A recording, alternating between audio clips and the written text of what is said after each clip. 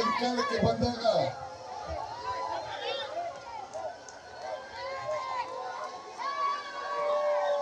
ಈ ಸಮಾಜದಲ್ಲಿರ್ತಕ್ಕಂಥ ಎಲ್ಲ ಜನರನ್ನು ಕೂಡ ಅವರು ಬಡವರಿರಲಿ, ಹಿಂದುಳಿದವರಿರಲಿ, ದಲಿತರಿರಲಿ, ಅಲ್ಪಸಂಖ್ಯಾತರಿರಲಿ, ಅವರೆಲ್ಲರೂ ಕೂಡ ಸಮಾನವಾಗಿ ಕಾಣ್ತಕ್ಕಂಥ ಯಾವುದಾದ್ರೂ ಪಕ್ಷ ಇದ್ರೆ ಅದು ಕಾಂಗ್ರೆಸ್ ಪಕ್ಷ, ಅದು ನಿಮ್ಮ ಪಕ್ಷ. ಕರ್ನಾಟಕದಲ್ಲಿರ್ತಕ್ಕಂಥ ನಿಮ್ಮ ಸರ್ಕಾರ.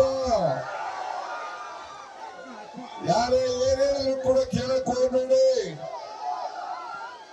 ಪಕ್ಷೇತರಿಗೆ ಮತ ಹಾಕ್ಬೇಡಿ.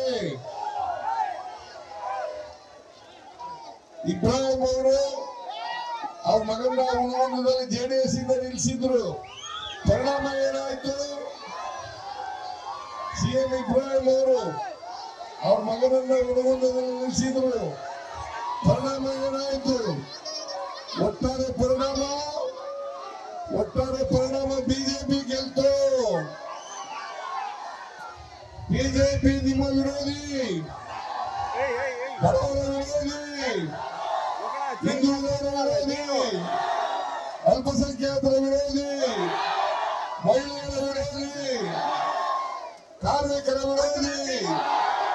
ಅವ್ರು ಯಾವ ಕಾರಣಕ್ಕೂ ಕೂಡ ಬಿಜೆಪಿ ಅಧಿಕಾರಕ್ಕೆ